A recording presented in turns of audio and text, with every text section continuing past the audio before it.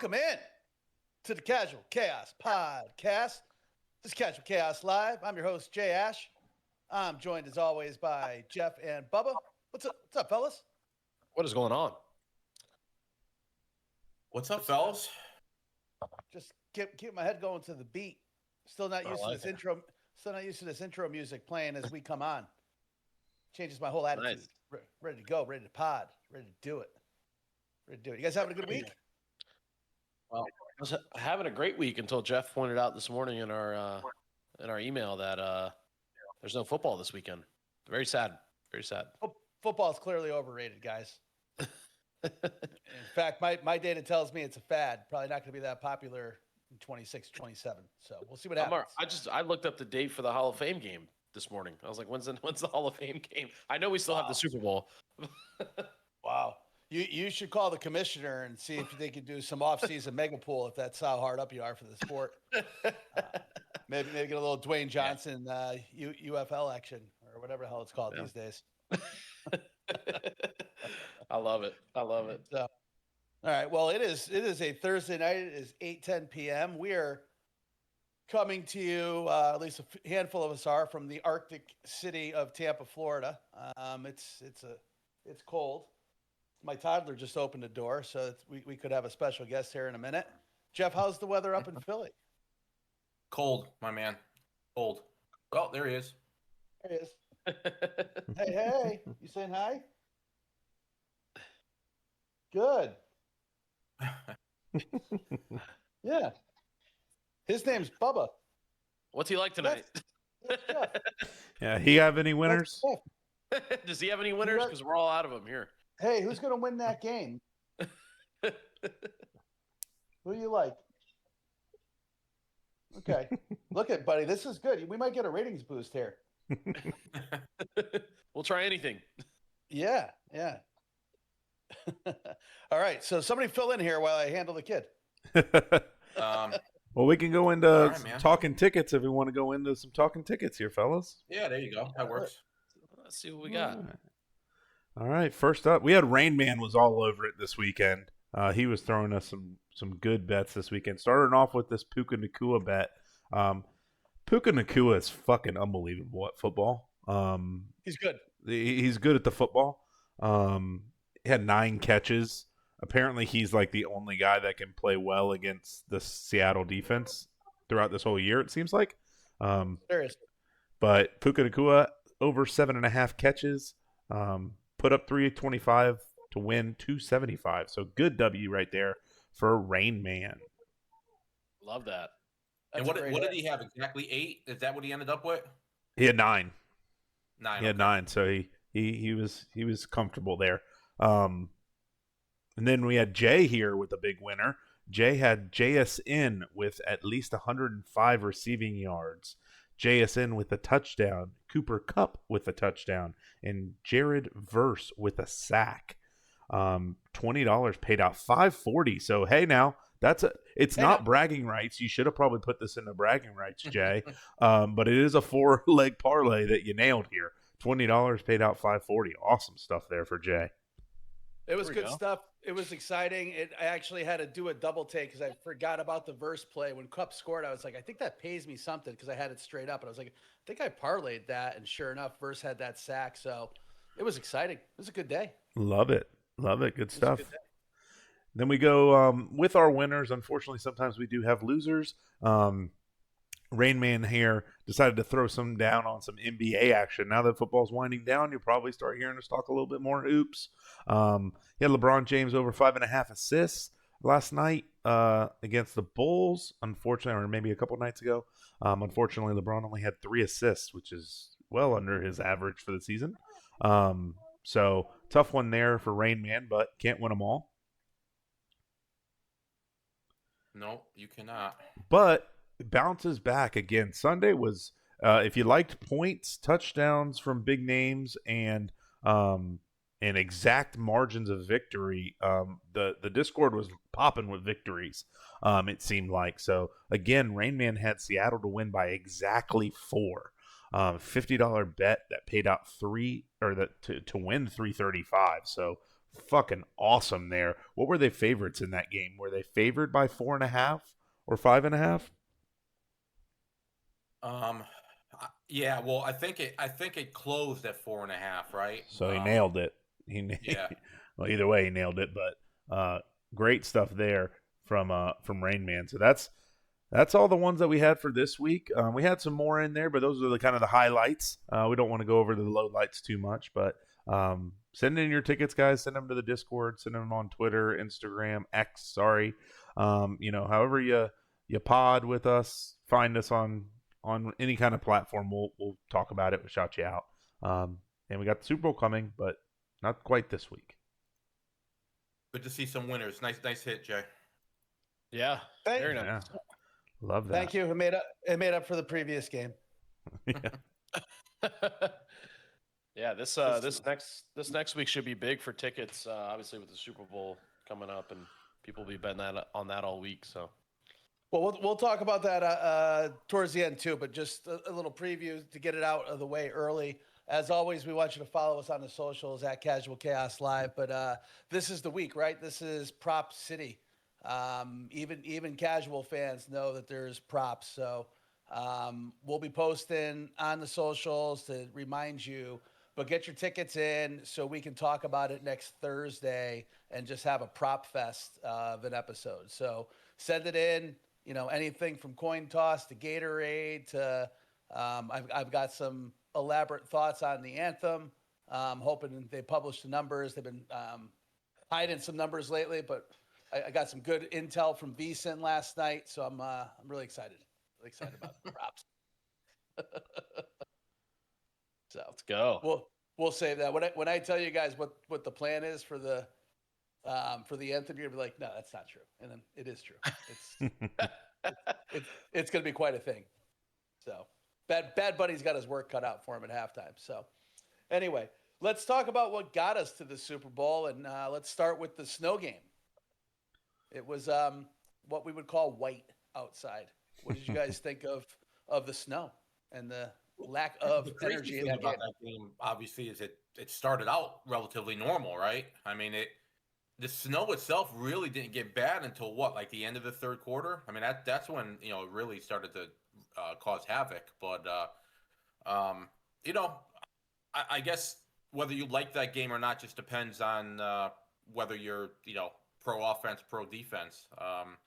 I was enjoying the game even before the snow started. I don't need to see a 33-30 game to have a good time. But our buddy Murph was texting me that the game sucked. So yeah. It just depends on what your tolerance is for defense. But yeah, I mean, Denver was putting up a hell of a game defensively. I mean, their C-level QB was doing his best to screw him over, but and ultimately did. I mean, the reason why they lost was because of two huge mistakes on his part. Sure, our boys did them, but yeah, man, I enjoyed the game personally. So, Bubba, what were your thoughts? Yeah, I mean, not so much the second game, but the first game, the snow game in Denver. To me, obviously, crazy game, 10-7, under hit. I had the under. I thought the Patriots were going to cover, but I mean, the big story coming out of that game was like the fourth down plays, right? I mean, again, it's like I saw an article about it yesterday. Like, is that becoming an issue going forward on fourth down? I mean, there's some points that left on the board, and it's almost like somebody said it's like the opposite now, right? Like if the coach doesn't go for it, they kind of get crushed. Yeah, because they all follow the analytics now, and the analytics almost always tell you to go for it. So yeah, I know, but yeah, no, for sure. So that stood out to me like a game. As good as the Patriots played, and as bad as that C quarterback played, I mean, there's still a chance to win. I mean, obviously, when the snow started pouring down, it was kind of like just run the ball 3 times and punt it for both teams. Just kind of a old school barn burner, if you will. Or opposite of it, I should say. Yeah, but, the interesting thing about that first field goal that Denver didn't go for, that was in the first quarter. It was 4th and 1, and they stopped, right? I saw somebody say that the analytics say that you're actually supposed to kick there, but I find that hard to believe. You go up by 10, So yeah, no, I understand that, and I'm all for it, but I just don't believe that on 4th and 1 in that spot that the analytics are saying you're supposed to kick the field goal. It goes against everything that we've seen over the past couple of years. I know, yeah. It's like are the analytics changing their minds as we speak? Nah, I just think whoever said that they should have kicked, statistically, I think that person was just wrong. So, I don't know that for a fact. I'm just saying I did see somebody say that the analytics said that you're supposed to kick there. So and I know hypotheticals are hypotheticals, but do they win that game if Bo Nix is playing? I don't know. Probably. Yes. They have a better chance. It's a different game. Right. Different game. It's a way different game, But yeah. I mean, let's say just on the analytics real quick, and I hate to use an NBA or a basketball reference, right? But the analytics will tell you if it's 3-on-1, kick it to the corner and take a 3, right? Great. And then you might hit it, if your guy shoots over 30%, you got a 3 in 10 chance. How about just go over to the rim and pick up 2 points? Yeah. Because again, 3 is better than 2, but I've done this with my kids and coaching basketball, right? 3 is better than 2. I want everybody to shoot a 3-pointer. Everybody missed. Now I want everybody to shoot a foul shot. It went in. Guess what? The one that went in is worth more than the one that did it, right? But if you ask the kid, right, what was the better shot? The 3 was, but it didn't go in. So I'll take the 3 points. I'll take the field goal versus the turnover on downs every time, all right? And I get it. Tyler and I go back and forth via text message all the time.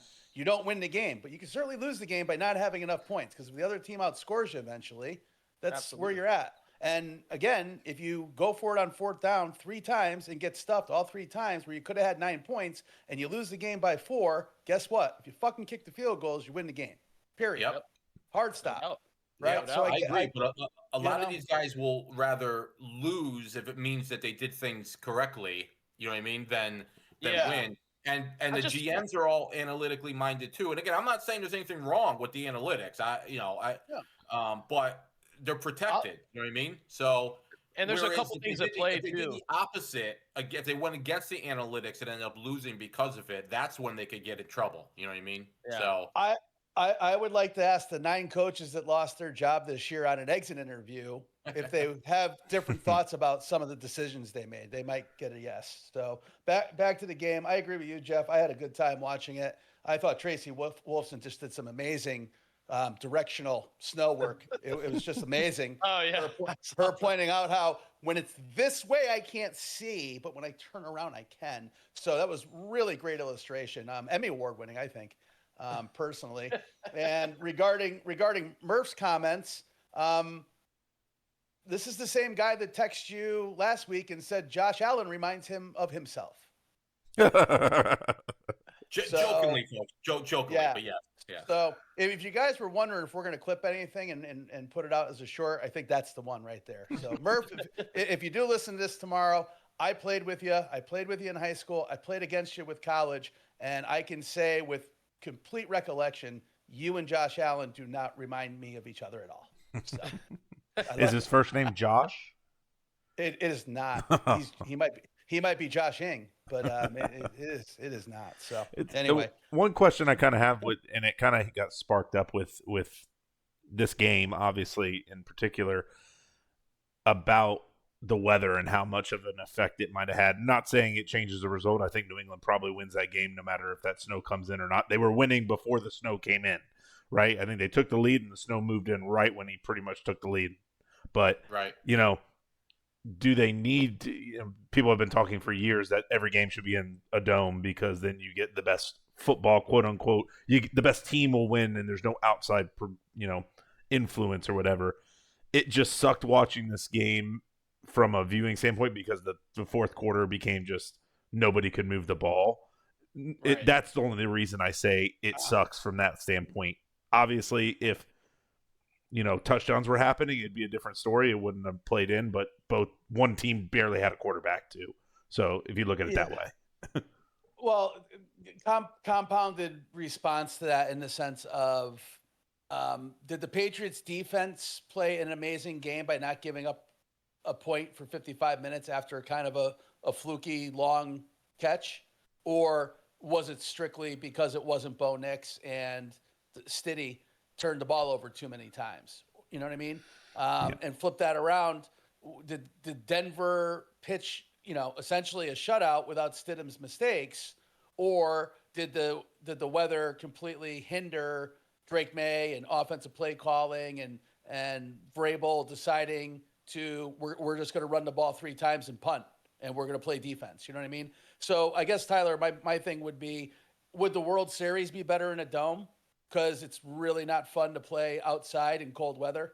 You know what I mean? Was it better baseball when the game was in the dome in Toronto than if it was outside in New York and it was 28 degrees, right? So it is what it is. I don't want to see every team have a dome. I like the elements. I think that's what football is. And maybe I'm just getting old, and maybe that's an old man response. And maybe the future of this game is, like we see on some of the movies where it's going to be played, in elevated arenas, or the field's going to be off the ground and you're playing in gravity, like crazy shit. Who fucking knows what's coming? But I particularly love a snow game. I think it's great. I think it's great for the game. And let's not kid ourselves. With the Super Bowl, they played in a dome or the warm weather because of the attendance and then the parties and the whole week-long event. They don't want the weather to be the true hindrance. It's not for the field to play. Right. Just one guy's opinion, and you guys can blast me on all the socials if you want. No, I second that. I feel the same way. I wouldn't want to see. I mean, if it happens to be in a dome because the home team is in a dome, then that's fine. But I don't think the weather should. I don't think that should be a change that the NFL makes, where all the games are played. Yeah, it sucked when it just sucks when it. No, the that was just sure. It was a crazy snowstorm. Like, it wasn't a little snow. They were getting fucking pounded, which sucks, but it is what it is. I don't think it would change the result. It's just there's certain things, right? Like, there's a couple first downs that Drake May picked up to keep the drive going. There's a couple plays that happened, but I don't know. I just feel like both teams are playing in it, and they both got to deal with it. So. Well, a couple things. This is a gambling podcast, right? The props were all fucked because of the weather. That's very true. Right. So if your instinct was Mile High, 2 good defenses, I'm taking the over field goals, you didn't recognize that there was going to be a blizzard coming in, right? Yeah. So in that regard, it was a problem. And then obviously the passing yards, if you had anybody's over outside of Stiddy's first ball, you were toast, right? So there was a lot of issues there. So from a gambling standpoint, I mean, you got to take the weather into consideration. Should have played a lot of unders, should have played a lot of passing unders and things along those lines. So you live and learn. Which is another reason why, like, if you're Sean Payton there, like, you have to know that there's some weather moving in, right? To take every point you can in the beginning part of the game if you think that the weather is going to be a factor in the back half of the game. Like, even more reason he should have kicked the field goal. But what are the I agree. What are the analytics? Yeah, who knows? Who knows? Right. I don't know, but you think the weatherman had the under? Probably. Possibly. That weatherman. Well, let's flip it around, because we had a high octane game, and we had a game where, going into it, the teams were separated by one point of offense against each other this year, or 2 yards. I mean, it was just crazy parallels and all that. And then come the fourth quarter, they start showing up the Stafford and Darnold lines. You're like, there you go again. These two got the same fucking passing numbers. It was pretty uncanny. But I thought the right team won, and I'll say that again: the team won. I think Seattle's defense has some type of allergic reaction, like Tyler pointed out with Puka. They just can't cover the guy. It's evident that no one can cover JSN if he chooses not to be covered. So I really enjoyed that game. It was obviously a complete contrast from the snow. Had a lot of action on it, including Seattle, so it was good to see the outcome. A couple parlays, a lot of individual props, so I had fun from a gambling standpoint. But I thought Seattle was the best team in the NFC for the last 6 weeks, and I think the right team's going to the Super Bowl. So what are your thoughts? Yeah, I hit on this game. I had the over, and I had Seattle to cover, and both hit. So I was convinced of the same thing. I thought the Rams' miracle or their run was kind of over, and ended up being so. But Puka's disgusting. That's what I took coming out of that. I mean, I hope that guy has a chance to play for a long time, because he's pretty incredible. He'll be on my prop radar big time next year, Hopefully he has a Should have already been on there, buddy. I know. I missed out on a lot. When I saw Rain Man 7.5 over catches, I was like, he probably hit that in the fucking first half. But, yeah, no, Seattle all day. I thought Seattle was going to win. They ended up winning. It was a lot better of a football game, better product for sure.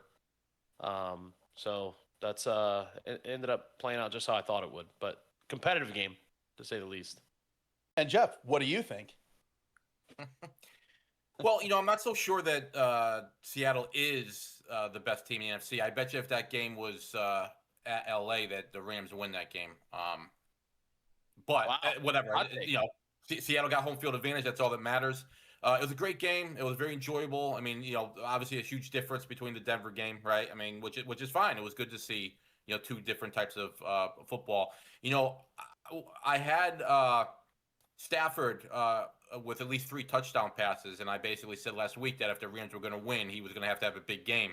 He had a big game, and they still didn't win. So good for Seattle. Like you guys said, Puka, it's a beast, but it was a good game. It was a fun game, and it was a good day of football all around for me. Yeah, me too. I mean, Puka is amazing, but JSN. I mean, talk about Murph talking about Josh Allen. JSN just reminds me of a young Jay Ash. That's what I think. It's evident with the shoulder pad playing. Brady talking about that. So I will say this because I was trying to say this to somebody else the other day in a conversation.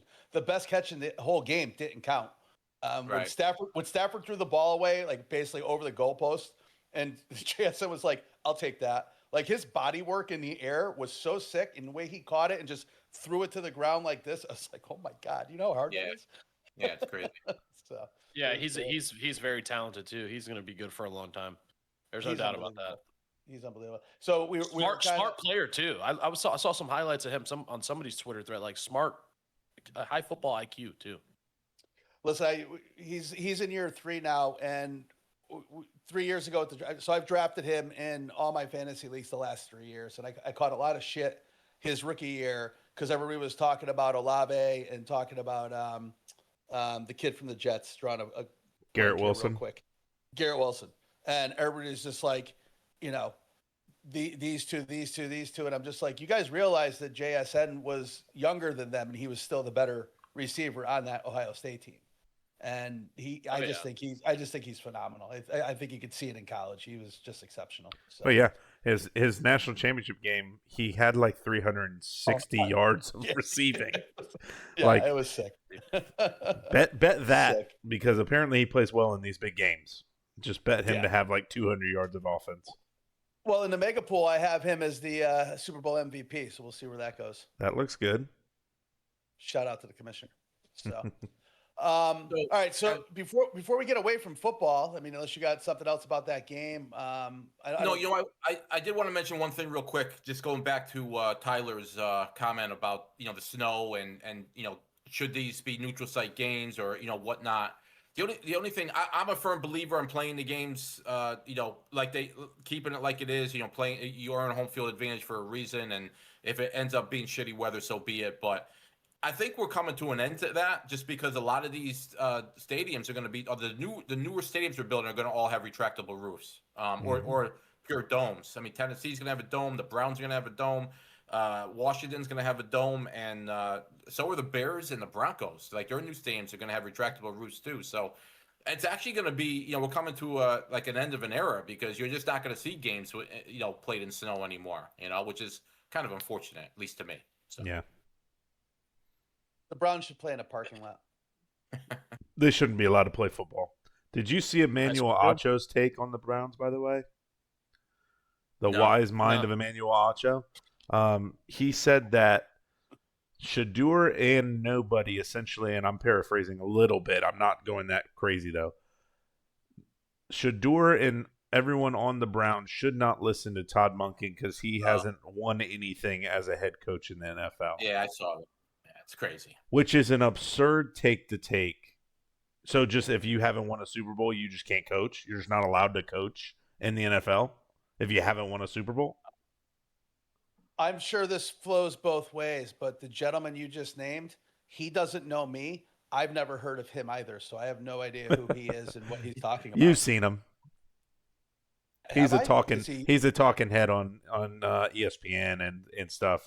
Oh, He played in the NFL, but he just and all these guys, all these ex NFL guys on X and whatnot are going tweeting saying do not listen to this guy. Like if you're a young football player or any level of football, this is an awful way to think about the sport or any sport for that matter.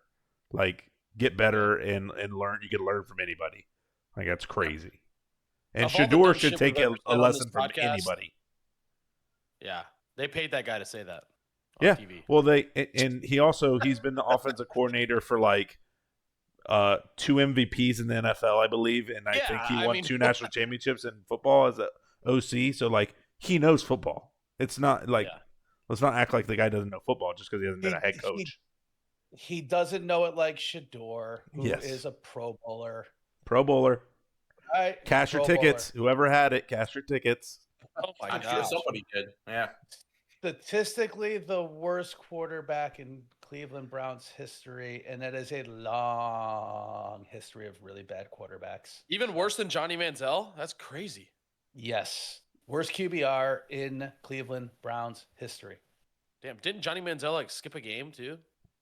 Yeah, but Yeah. Johnny Manziel only didn't have that long of a thing either. It's the same thing as Shador. Shador's going to start next year probably, just because they don't want the shit storm, and he'll start the beginning part of the year. He'll be just like he was this year, and they'll have to either take the bullet and cut his ass or ride out a whole season with him just to end his career completely. He's not going to start. He's not going to start.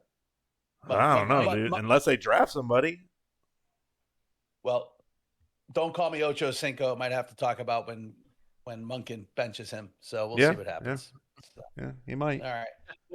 Well, speaking of Monken, do we want to touch on the last round of the merry-go-round for coaches and hires? I mean, Jeff, you have something to talk about because you're ecstatic about your hire. I've calmed down a little bit since the weekend, but I'm still not happy about it. My main concern, and we're talking about the Steelers, obviously hiring McCarthy. Listen, my main complaint isn't necessarily that McCarthy's a bad football coach. He's not a bad football coach. He's probably better than at least half the coaches that are out there right now. That got jobs. So it's not like he's a bad coach. My complaint is that all the Steelers are doing is kicking the inevitable rebuild a couple years down the road. They still think they have a win now team, which I understand why they think that, just because of how old the defense is. But if it was me, I would have brought in a younger coach like they've done over the past 3 times over the past 50 years, and I would have let that guy come in and sort of rebuild in his own identity. Now McCarthy obviously will be different than Tomlin, right? It will be a different team. They'll run a different offense, and I'm all for it. But he's just, he's 63 years old. I mean, how long is he going to be there for? So it was just very un-Steelers-like, this hire. And again, I think it's all because they truly think they still have a chance to win in the next year or two. So they didn't want to bring in inexperienced coach. So I don't know. It might blow up in their face. Maybe trust me when I say I'm not the only fan that wasn't happy about this. So maybe we'll be the ones that look like fools, but I highly doubt it, to be honest with you. So those are my comments. Yeah, that was a landing spot with Joe Brady in Buffalo. Is that? Yeah. So he just pretty much stabbed that head coach in the back. I mean, had to have almost. Yeah. As the OC, didn't go to bat for him probably. Right. And he's had a good run in his history too. Yep. Mm-hmm. No doubt. Well, his good run has to do with his relationship with Allen. I mean, that's basically it, right? I hear you. He goes from quarterback coach to offensive coordinator and now to head coach. So, talking about riding somebody's coattails. I mean, that's what he's doing. But obviously Allen signed off on it, or else he wouldn't be there. So, yeah. Didn't Joe Brady have a stint with the Giants as a head coach? No. Joe Judge. So did you hear that? Right now, the Raiders, have the first pick, right? And nobody seems to want that job. Like everybody that's Shocking. interviewing for the job is pulling out. I think Kubiak is really the only one left who's had any sort of interview who hasn't pulled his name out of the hat. So maybe people aren't in love with Mendoza, or maybe it's just they think that organization's a train wreck and they don't want to get involved. But it seems like nobody wants that job. I think it's got to be. I think it's got to be the latter. I mean, if we think we don't think we know. All these guys have an ego. Everybody is going to say, "I can work with this guy, that guy, the next guy." This is the number one pick, whether everybody believes it or not. And there's nothing. He was the best college football quarterback this year. Period. Right. And why wouldn't you want that? He's got a winning pedigree. He's a choir boy, basically, and he's everything you would want as far as the guy that's not going to be out in Vegas until X in the morning, and he's not going to Johnny Manziel it, right? Let's just call it that since Bubba brought the name up. So why wouldn't you want that job? I think it goes back to, maybe Davis is not great to work for. Maybe they don't like the Brady influence. Maybe they think the roster as a whole is not great. The stadium's kick ass. The city's great. Like, there's a lot to like about the situation, but I don't know. It's a weird thing that's you get the number one pick in the draft and no one wants that job. Yeah, it is very strange too, because that job's got to pay well, right? You're in Vegas. Like, I know these guys are prideful. Every and they head wanna coach win, job does. But no, I know, but like just because you're not going to win, who's not going to take a 3-year whatever they were offering to a head coach? I know it'll probably depend on who takes the job, but you're in Vegas, damn it! Like, it's fucking Vegas. You would think that somebody would jump all over that shit, but they don't. Get yourself a nice little split ranch in Henderson. Nice 30-minute drive outside the city, mountain skyline. Yeah, I think I don't know obviously, but I'm pretty sure the defensive coordinator for the Browns is leaving. I'm drawing a blank. Schwartz. I think he's pretty much told the team, since they didn't hire him, which was clearly the better part of their team, was the defensive coordinator position. Right. So why not just hire him there in Cleveland? But whatever, they go with Monken. But I think he pretty much told the team fuck off because they didn't hire him. So he might go there just to change it up, but I don't know. So the funny thing about I'm glad you brought the Browns up. The funny thing is, and of course we don't know what's true and what's not true, but what I saw reported a couple different times is that the Browns were telling people that were coming in and interviewing that if they got the job, that they needed to keep Schwartz as the defensive coordinator, and a lot of people were not okay with that. Not because they didn't think he was a good coach or whatever, but they want to bring in their own people, right? They don't want to be dictated to who their coaching staff's going to be. And Monken was like really one of the only guys who was okay with it. And he gets the job, and then Schwartz is like, I'm leaving. You know what I mean? So the Browns might have lost other candidates that they were really high on because they were trying to push Schwartz, on them. And turns out that, they get stuck with Monken. Now, again, who maybe it ends up working out, and one of those things that the best trades that you make are the ones that you don't make, right? So maybe it's one of those situations where they luck out with him. But it's a very weird situation in Cleveland as usual. So and the only other one was Dable to Tennessee as the offensive coordinator. Think we all kind of said they seem like they came out good on this whole window of coaching hires right now, getting Saleh and Dable. Yeah, on paper, they look like they did a good job. So, so that's the NFL. Where do you want to go from here? Well, you want to talk? Want to talk a little NBA? Sure. I mean, we're about halfway through the season. I mean, we'll get to since we are halfway through the season, we'll take a look at the future odds and see who we like. If we were going to throw like $100 on somebody, we'll take a look at that. But just big picture wise, the Thunder obviously are probably still the best team in the league, although they've come down to earth as far as expectations go, right? I mean, there was a lot of people who kind of thought that they were going to run away with not only the regular season but also in the playoffs, and I don't know, it's starting to look like maybe that's not the case. Denver, playing without Joker. they've actually done relatively well considering they have, he hasn't played. I think they're 9-5 or maybe 9-6 since he's gotten hurt. 6-4 in their last 10. Yeah, the problem though is that they're so banged up. I mean, I don't know if you guys saw it, but they announced today that Gordon's going to be out another 6 weeks with a hamstring again, which is like the third time or fourth time in the past 2 seasons that he's tweaked his hamstring. So it's not a good sign, Braun comes back from his ankle injury, and I think he played 2 games before he got hurt. He's been gone again for a couple of weeks, so they've been really beat up, but they're hanging in there. What do you think? You think the Freak finally gets traded? You think that's going to happen in the next week, or are they going to wait to the offseason? I don't know. I've heard conflicting reports, as you probably have too. I don't know how you trade somebody in the midst of an injury like he has, and more importantly, it's become a chronic injury. It's not the first time.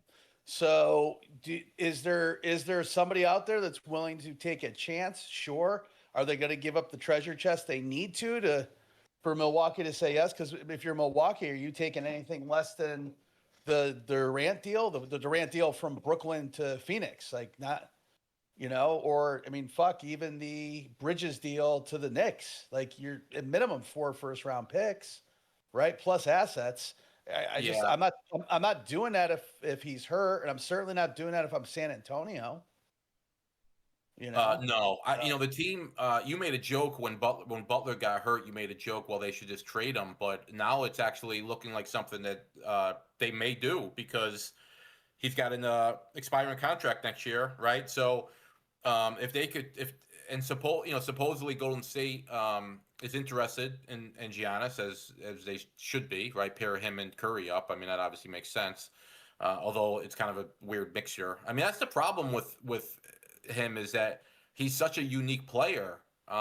It's not like you could just plug him into any team. You know what I mean? I mean, he's first of all, he's older, right? He's what, 31, 32, 31. which doesn't sound old, obviously, but he's been in the league since he was 18 years old. So he's been playing for like 13 years. To Jay's point, he's had calf problems now four different times in the past 2 seasons.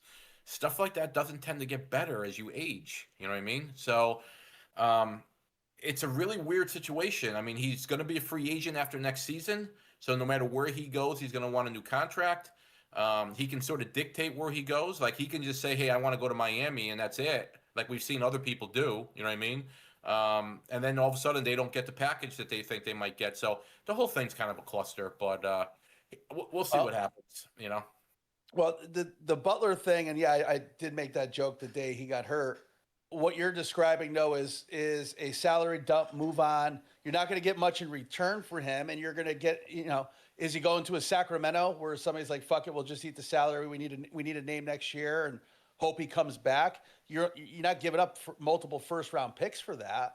No. So if you're Golden State, you're just dumping the salary. Right, but you might be able to trade him. I didn't make this clear. I mean, you might be able to trade him to Milwaukee.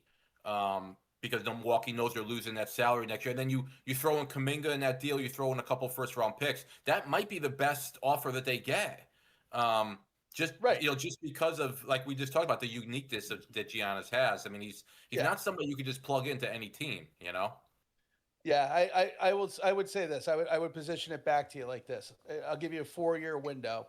I'll put even money on both sides of it. In the next 4 years, does he win another MVP or tear an Achilles? Well, though, that's the concern. Yeah, no, I mean, that's what I'm saying. The concern. So I'm if I'm San Antonio, if I'm the Hawks, I'm not giving up anything to get the possibility of a guy with 4 calf injuries, which we've already seen enough evidence, especially in the NBA, that leads to an Achilles. Period. Although there's, there are sort of they've actually looked into that, and it's actually not as connected as maybe we may think it is. But here's the thing, just to go back to your original point. If I'm the Spurs, I'm not making that trade. If I'm the Hawks, I might make that trade because when are the Hawks ever going to get a player like Giannis? Unless they just luck out and draft somebody that good, and when's that ever going to happen? So. Yeah, but if you have him for 28 games a season, is he winning a title? I mean, sure. Listen, you asked my opinion. My opinion is I'm sour on it. I wouldn't trade for him. I get it. If he's healthy, he's the top 5 player in the league. He's not healthy, and he hasn't been for 3 years. No, I'm not arguing with you. I'm just playing devil's advocate. That's all. I mean, again, if I'm somebody like Atlanta, I roll the dice. If I'm somebody like the Spurs, I probably don't. Yeah. Well, back to your original point. Halfway through the year, I still think the Thunder are the favorites, but I do. We said it before the season. I still like Denver at plus 550, just because, assuming Gordon can be healthy, if they're starting 5 or if their team is healthy going into the playoffs, then they've demonstrated they have some depth. They've demonstrated that they can actually win and be competitive with Joker off the floor for full games, let alone minutes. Where last year, if he was off the floor for 5 minutes, their plus minus was completely inverted. Yep. So I'll take that guy with a supporting cast in the playoffs against anybody. In the East, we listened to one of our favorite podcasts quite a bit. We've been hearing it ad nauseum for a while now. If Tatum comes back, it's the best move at the trade deadline, and no one had to make a trade for. Because if you can ease him in for 2 months and then ramp him up in the playoffs, and you can make a run in the East, and he's at full strength or even 90% for the Eastern Conference Finals, that's a pretty good team. Yeah. I mean, he's again, I don't know. He did a pod. So this is coming. It's funny because there's people out there reporting now that Tatum, is thinking he may not come back this year. I mean, he said it himself. I mean, so it's like, what do you mean they're reporting it? He said it himself on a pod 2 days ago, so, but yeah, it'll be interesting to see what happens there. If I had $100, instead of throwing 100 on one team, I'd probably throw 50 on Denver, because like you, I'm a big Joker believer. And if they could put any sort of team around them, I think he has a chance to win a title, but I'd probably take the other 50 and throw it on the Spurs. Again, the big question there is Wemby going to be healthy in the playoffs? But if he is, the Spurs got a lot of dogs on that team, man.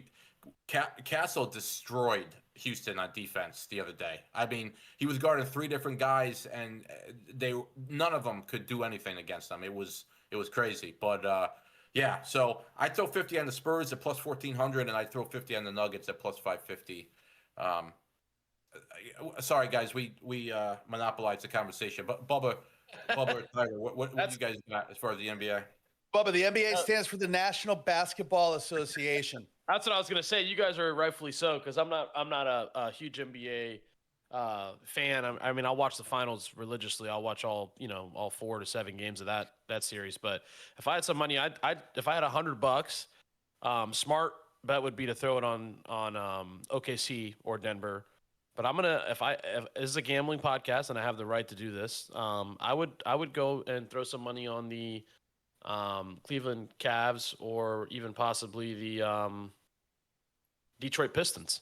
Maybe $50 on each of them, just to see if those top 2 out of the Eastern Conference can win it. Your Bulls are at 100,000 to 1 right now. I mean, they were your preseason pick. I know. Yeah, that was great. They were hot for a little while. They were. I actually think it's interesting that the Pistons and the Celtics are both plus 1,400. I would have figured that Detroit would be a bigger favorite.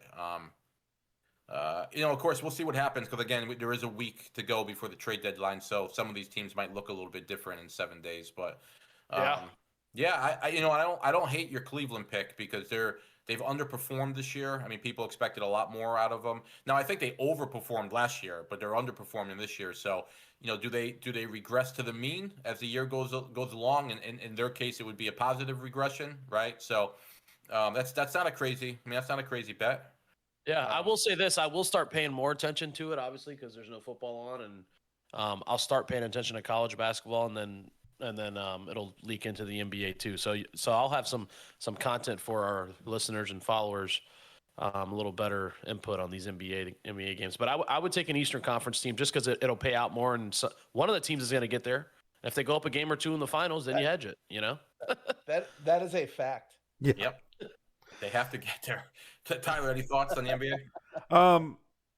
Just looking at the odds and stuff from a gambling perspective, Luka's leading the league in scoring average right now. He's plus 850 to win the MVP. I think Shea's right behind him in points per game. But Yeah. Luka's also averaging almost 9 assists a game. And if the Lakers have to probably get a little bit closer to the 1 seed to challenge for that, but him at plus 850 is kind of interesting if you had $100 to throw on somebody. He's got the second best odds at plus 850, which is crazy that Shea's that up there. But yeah, I mean the Nuggets I think have done a great job of almost holding serve, if you will, from a tennis perspective, like of staying in the fight. If Joker, I don't know what his timeline is, if he is going to be back at some point this year. I mean, if he's on the court in the playoffs, they're hard out no matter what if he's healthy. So, them from a gambling perspective, to answer your question, he should be back relatively soon. Yeah. So I mean, they got to stay healthy around him. Is Murray still healthy, or is he hurt as well? No, he's back. He did miss a few games, but he's back, and he's been playing really well this year. Yeah, so if those two guys, I mean, obviously Gordon's kind of a little bit of an X factor for them, especially against OKC. But yeah, if those two guys are healthy, they got a fighter's chance. But Fair. yeah, I would look at Luka to win the MVP from a gambling perspective, halfway kind of through the year right now. All right. I think you're right, though. I think the Lakers need to start winning more games. Yeah, they probably got to get to like the 2 or 3 seed to give them a shot, and OKC's probably got to drop back a little bit of not having potentially. Obviously, at this point, they're not going to break the record, but they would have to drop back a little bit. Yeah, no doubt. And yeah, the Lakers talk about the trade deadline. We'll see what the Lakers do because they need some defense on that team. They're not winning nothing without adding some defense, and the head coach is well aware of it. That poor guy has aged like 20 years in the past season and a half. So, trade LeBron. Anyway, we'll see what happens. Trade LeBron. Yeah. Hey, trade him to the Cavs. Trade him to the Cavs. Trade him to the Cavs. Wanted to trade LeBron. Yeah, I think they've wanted to. I think he's sort of put the kibosh on it. Of course. So, trade him for like Jared Allen to give him a little bit of defense and probably a lot more. But I mean, trade him for Anthony Davis. Yeah, yeah, exactly.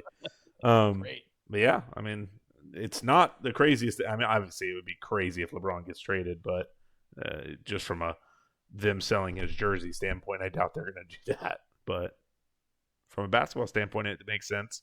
Build around Luka. Yeah, which is what they're. I mean, obviously, that's the future. That's the plan. Yeah, that's the future for sure. Yeah. All right, let's pivot to the college game. It's been a hell of a year so far. I think I saw someplace the other day that the top 10 teams have the fewest losses they've had in like a decade. Last year there were upsets all over the place in the top 10, but right now the top 10 in college basketball, in men's college basketball, I should say, is something special to watch. I mean, you could make an argument that I think you could probably make an argument that the top 12 have a legitimate chance to win the title. I don't know if I necessarily believe that, but there are people who can make an argument for, whether it's Purdue or Houston or Illinois. I mean, there's people out there who believe in those teams. And the metrics love those teams, the Ken Palms of the world. So, Ash, what are your thoughts? I know you've been paying attention. What are your thoughts on the college hoops? They're the same. I mean, I took UConn at 14-1. They're sitting at 12-1. So I'm going to continue to ride with that. We know that they have some flaws. We know they have some lingering injuries in some players, but we've seen this movie with this organization before. And it's all going to depend on Madison Square Garden, right? It's proven. If they win the Big East title, they're going to win the national championship. It's as simple as that. And I don't see any reason why they're not going to, because the Big East is down. Now, that said, Arizona is clearly a dominant team, and they're doing it without the three-pointer, which shows you they're super athletic. They rebound. They play defense. They might play in a down conference, but they fuck people up too. They don't They don't play a ton of close games. They bury people. Michigan, I think, is super sneaky, and they're actually fun to watch. They play a good brand of defense. They play hard, and they put up points. So I think it stops there. I think Houston is just Houston. They're gonna be there. They're gonna make noise in the tournament. Depends on their draw, and they'll fall short because they don't have the offense. I think Duke is in the same situation they were last year and the year before that. They have an NBA ready player. They're competitive. They're solid in the ACC, but I don't see it. I just don't. So I think it's a 3-team race. I think it's Arizona, Michigan, and UConn. Okay. So that's just yeah. To your point about Arizona, they're making 6 threes a game, which is, I mean, that's that's nothing in today's college basketball, obviously. So it's an individual. It's an individual. Yeah, right, exactly right. So it'll be interesting to see if that does end up being their Achilles heel at some point. I mean, because we all know that it doesn't matter how good you are, you have one bad game in a tourney and your season's over, right? So we'll see what happens there. Again, to your point about UConn, I mean, they have been winning ugly recently, but they've been winning, something they weren't doing last year. I mean, they played a ton of close games last year and they lost most of them, which is why they ended up being such a high seed or low seed, if you will. This year they're 20-1. Their one loss is to Arizona with a compromised team at the time. So the big game coming up is St. John's. They got St. John's, I think, next weekend. Not this one, but next weekend. St. John's has been playing much better recently, and they've been pounding people. I mean, they're beating the teams by 20 that they should be beaten by 20. You know what I mean? Whereas UConn's winning those games by 5 or 6. So that'll be an interesting game. I think it's at MSG, which is a quasi home game for UConn, even though it's supposedly St. John's home arena. But yeah, so it'll be interesting. But yeah, it's been fun, man. It's been a fun season so far, and we're close to conference tournaments and then the big tournament. So it'll be here before you know it. I mean, it's basically 3-4 weeks away. Bubba, you probably don't know this, but the first round of the NCAA tournament is in Tampa this year. Is it really? I may have to go to a game. That'd be fucking fun. That'd be a blast. Jeff, you're right. I'm looking at these teams that, like Arizona 21-0. I mean, it's fucking crazy. Like Nebraska 19-0. They lost to Michigan yesterday, or Tuesday. But Nebraska's almost plus 3,000 to win it all. Yeah, I'd throw $100 on them. They play. Yeah, they've come out of nowhere. I mean, this year. I mean, nobody expected anything close to what they're doing right now. But they're definitely. Yeah, they look legit. I mean, they're not doing it with smoke and mirrors. So you don't want to take Alabama? I mean, they got an NBA guy on their team. Nah, yeah. That's crazy. He didn't do much in his first game, but he actually played well in the second game. So it looks like he is going to be. I think he got voted as a fan pick for the NBA All-Star game, though. So he's going to probably have to leave his college to go play in the All-Star game, be in the dunk contest or something. I love it. So they did get the. Remember that we talked about last week, the judge that did the what do you call it? The temporary restraining order so that he could play with a Alabama donor. They did get him to exclude himself from the trial that's coming up. Of course, the judge that took over for him is a Alabama graduate. Yeah, you're in Alabama. Yeah, it's hard to get away from that stuff, right? And like you're saying, Tyler, when you're in that state. Supposedly, this particular guy is more fair, so we'll see what happens. I don't think he's going to overturn it. I don't think any judge would overturn it because the NCAA has been losing, all these cases, no matter what they are, they've been losing in court. So I don't expect this to be any different, but we'll see what happens. Shitty lawyers, NCAA. No, it's impossible to win. Player empowerment movement. You know what I mean? It's everybody's sort of bought in to what's going on, which is fine. I have nothing against it, but I do think you need to have some guidelines. I mean, it can't just be didn't the UConn coach come out and have like a big opinion on that? Didn't he say something crazy about it? No. He sent out he just sent out a funny a tweet. I don't know if you guys ever saw the movie Back to School, where Rodney Dangerfield goes to school with his son. So he sent out a video of Dangerfield saying, "I'm going back to school," and that was basically it. But there were coaches. The Duke coach came out strong. I mean, a lot of coaches. That's came who out it was. strong, Yeah.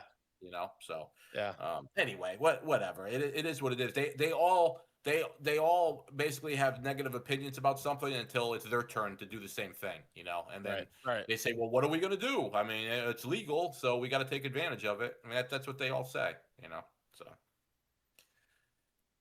Yep. Yeah. college sports, man, craziness. Not college; they're all professionals. I know. I mean, we're not even going to get into the whole, Dabo thing with Golden, Yeah. and I mean that was insane too. But I'm sure people have all heard it. The people who care about it have heard about it by now. So yeah. All right. Well, let's get into the categories. We're running a little long here, so let's tighten up the gambling talk and go over. You want to go over last week's numbers and how you finished the playoffs? What do you want to do? Let's do it. Well, we got one more week of the playoffs, but yeah, I mean, we'll obviously we'll make some picks next week. I guess next week it'll be either you'll either do the favorite or the underdog, right? I mean, obviously you can't do both because it's only one game, but at least we have one more week that we can make some choices. But yeah, last week we actually had a decent. First week we did great. No thanks to me, but first, as a group we did great the first week. Second week we were awful, and then last week we did pretty good again. Let's see, real quick. I had the Pats -5. They didn't cover. That's the third game in a row that I had the right team, but they didn't cover the spread. So I went 0 for 3. I got my prop right. Stafford over 2.5 touchdown passes. That came in at +290, so that was nice. I went 2-1 on props. Unfortunately, I went 0-3 on the underdogs. Rams. Bills let me down 2 weeks ago, and the Rams last week. So I did not do well. I went 2-7.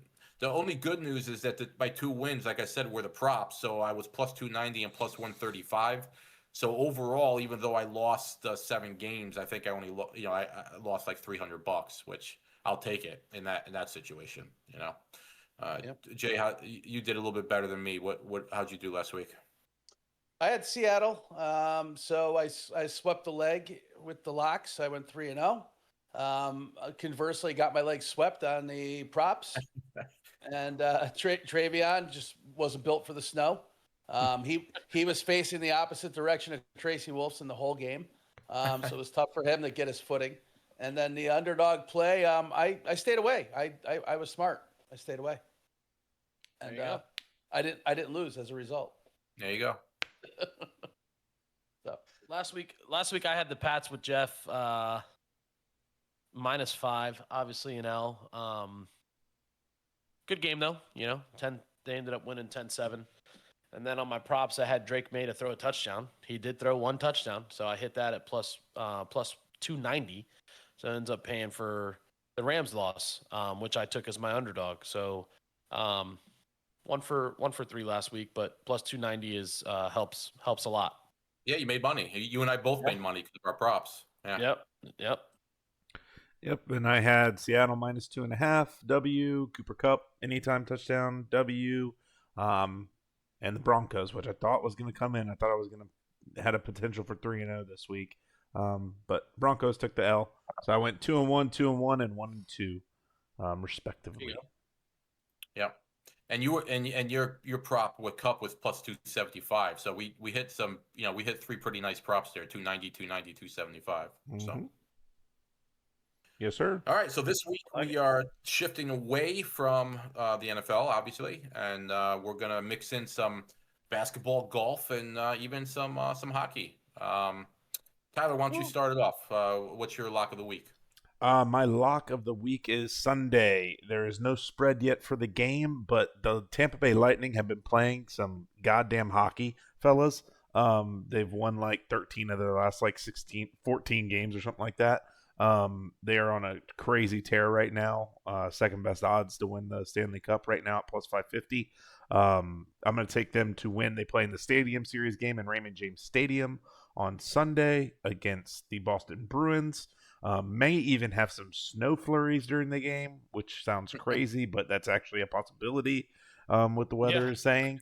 But I'm going to take the Lightning. Whatever the spread is, I'm going to take the Lightning side of it. So if they're minus, they'll probably be a minus a half or minus 1.5 would be my guess because the Bruins aren't playing too bad right now. So I would assume it's going to be that, but I'll take the Lightning to win the Stadium Series. Tyler, is that game Saturday or Sunday? Sunday, I believe. Okay, I was going to say Yeah, we got a big Gasparilla parade Saturday, yeah. Gasparilla Saturday, and then the Stadium Series Sunday. I wonder if the Lightning players will be hungover. Did you take that into account? They will not be. They've had to play. A couple of years ago, they played the All-Star game the next day. They were hungover for that one. I love it. I love it. All right, let's see what I got. It's alumni here. weekend. A lot of guys in town this weekend. Mm-hmm. All right, my lock of the week is going to force me to watch NBA. So is my underdog, but I got OKC Thunder tonight, minus 6.5 at Minnesota. I think they handle business tonight. Jay? My lock of the week is Cooper Flag over 19.5 points tonight. It is currently 7 minutes and 35 seconds to go in the second, and Cooper has a robust 16 points. So I need 4 points for the rest of the game. So barring injury, I'm pretty sure my lock will come in yet again. So that seemed foolish to me tonight. He's playing against Knipple. There's no way he's going to let that kid come into the building and him not outscore him. So. Yeah, that was a little ballsy on your part just because he missed a game or two recently. But yeah, looking nice right now. So that's a good one. He's a competitive young man. Yeah, it's true. I got the Rockets minus 3.5. So that game hasn't started yet. At least I don't think so. So Rockets minus 3.5. They played last night, but so did their opponent. So I just think the Rockets are the better team. It's halftime. Rockets. I mean, we were talking about the NBA earlier. With Adams getting hurt, that's a big blow to them. I mean, he does all the dirty work for them, So that's he's done for the year. But anyway, Rockets minus 3.5. They're up 1.5. I'll go with the prop. I got Paul George over 2.5 threes for tonight, and right now that's looking like an L because he's only got one at the moment. I think there's only like 6 or 7 minutes left in that game. So, I mean, still possibility, but not looking good right now. So, yeah, he's 1 for 4 right now. So, I need them to get their head out of their ass, and we'll talk about that in a few minutes. My prop is in the UFC. It is the Volkanovski to win by decision at plus 180. I like that. all right. There you go. Yeah. Yes, indeedy. Oh, UFC. I love that. All right. So my prop is the first shot of the game for OKC Minnesota tonight. I will be locked into this game, by the way. Minus to be made. So first shot, no matter who it is, to be made, minus 112. That's my prop. I like it. And hopefully that bucket is made by Julius Randle because I'm taking Julius Randle to have the first first scorer. He's scored in 2 of his last 5 games. He's been the first scorer, so let's ride it and make it 50% for the last 6. Plus 750 to score the first point, Julius Randle. So fun one there for the prop. And I'll ride with my underdog. I'm kind of hoping that Jay is right and Cooper Flag continues to go off and maybe drops 40 because I took the Mavs plus 130. They are down 8 last I looked. They've dragged it to 6. So down 6 in the second quarter. So not done there. Yep. All right, there you go. I'm going to take the Chicago Bulls at home tonight. Plus 115. A lot of NBA going on tonight, and I will be tuned in because I actually did bet on these. Well, they're down 11.5. Down 11.5. It's not good. All right. Yeah, that's nothing in the NBA. Yeah, Though. it's No. NBA. So my underdog is I had CCSU. For those that don't know, that's the Central Connecticut State University basketball team going into Wagner and telling them who's boss at plus 110. So that's a win. They won by 7 tonight on the floor. Very nice. And I got the Suns plus 155. There you go. Yeah, so we'll see what happens there. I mean, I think what's his face? Jesus, what's their best player's name, Jay? Jesus, Wesh. Booker. Jesus Christ.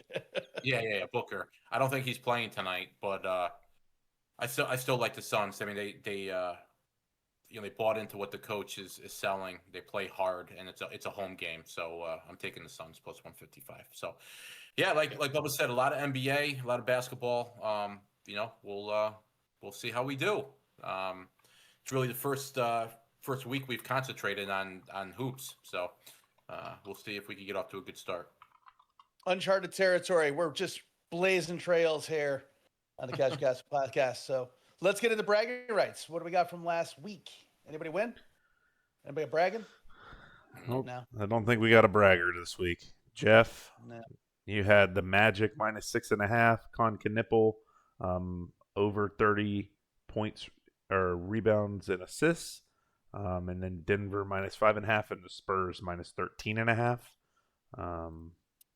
Yeah, Knipple screwed me. He had one of his worst games of like the past couple of weeks, so it was dead before we even got off the air. The Spurs, I moved that Spurs line. I think it was like 11.5. I moved it to 13.5 just to get better odds, and they ended up winning by like 18 or 19. So, Wow. yeah, I mean, anyway, it's a loser. Doesn't matter. So, loser. Yes. Next, Jay. Travion. Well, let's see. Travion hurt me. And Travion hurt me. So Stiddy threw his pick, and JSN got his touchdown. So 2-0 if I didn't have Travion. So love affair with him is over. Bubba. You had Pats, All right. Rams, Ty Miller, and Patty Pimblett. Yeah, same. Two. Yeah, 2 out of 4. I had some opinions about the UFC, but yeah, I mean, Patty got his ass beat. So 25-0 in this case. All right. Well, this week, Jay, why don't you lead us off? Oh, look at this. 25 to win a shit ton. Dropping bombs on you, and the Sixers are going to try to make sure I don't get out of Thursday night. The ball's on these guys. I took the money line at minus 550 with the Sixers, and they decided to not come out of the locker room at the half and lose the third by 10. And they're currently losing to the Sacramento Kings by 4 in the fourth. And that's a problem. It's a problem when you have them to win the game tonight. I've got the Thunder minus 6. I've got Volkanovski to win, opposite of not my prop bet, but just to win the fight at minus 145. And then I've got the juice here with Mathieu Pavon. That's French for you that don't recognize the accent. Plus 1750 to finish in the top 10. Juice is my line up to $25 when 1,763. So let's go Sixers. And if you're wondering why I'm betting Mathieu Pavon to do the top 10, sneaky little secret. Guy won this tournament a couple years ago, won this course. So knows it. Actually finished the year pretty solidly last year. So I'm just banking on him to sneak up on people over the weekend. And he's actually minus 4, minus 5 right now. So we'll take it. Yes, sir. Jeff. I think you're down 2 in that Sixers game, Jay. I think you're going to end up winning that game. There's 4 minutes to go. I think they're going to end up pulling that out. 355. I got the Thunder minus 7, and I got SGA over 32.5 points.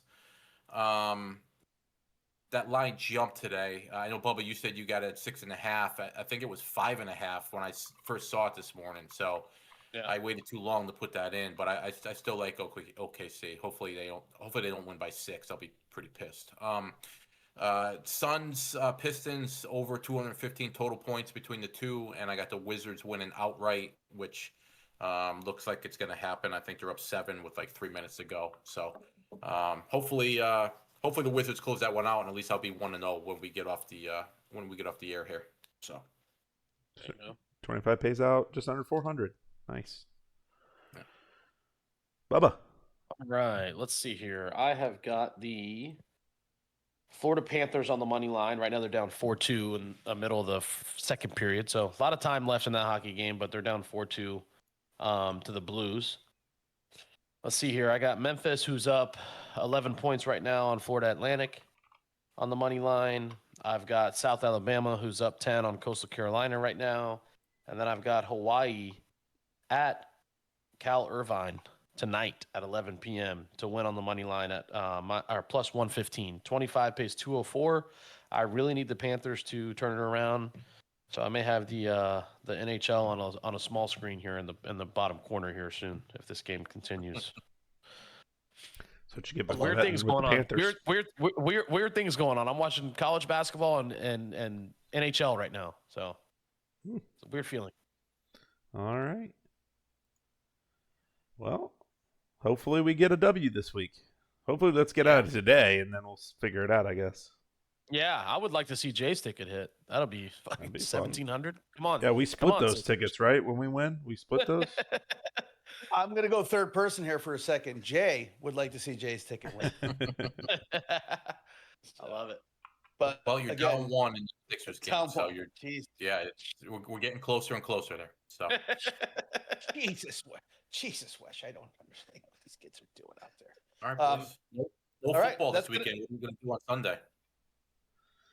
Push-ups. Track. No, Sunday is February 1st, is it not? That's going to take me out of dry January. So I've got a coin flip decision if it's time to just, crack a cold beer and remember what the suds taste like after what'll be 35 days without the hooch. So we'll see if I get back on the train. So wow, 35 days. Good for you, man. Yeah. 35 it's hard. It's overrated, but I love it. Yeah, we got a busy weekend. We got Gasparilla down here, Jeff, and then I may hit the horse track at some point. Watch some live racing. There you go. Yep. And Tyler, you might go to the hockey game. It's a possibility. Yeah, we're hoping that someone drops a ticket walking into Raymond James, and I just pick it up. I'm just gonna walk around the parking lot and just hope someone drops a ticket. I love it. That'll be fun. All right, Ash, you're up a point with a minute and a half to go. So all right, let's go. Close it out. Let's go. Eat it. We'll wrap this up again. Follow us all the socials at Casual Chaos Live. Check out the podcast and on all the normal podcast channels, YouTube, Spotify, Apple, wherever you get your pod. Do that. But if you are listening this week, we did run a little long for a non-football episode. But next week, football. It's exclusively a Super Bowl edition. We'll cover bragging rights and we'll cover any talking tickets that come in. But be prepared. Get your props in. Let's talk about them Thursday and see if we could have a nice little Super Bowl prop party, Casual Chaos lifestyle. So be a lot of research going into this week coming up. Do not come ill prepared, fellas. Do not come ill prepared. We will have sound effects. And we will mute you if you say stupid things. So we are looking forward to it. I'm Jay Ash, Jeff, Bubba, producer Tyler. Thank you so much for joining us tonight. We're moving on. All right. See you, fellas.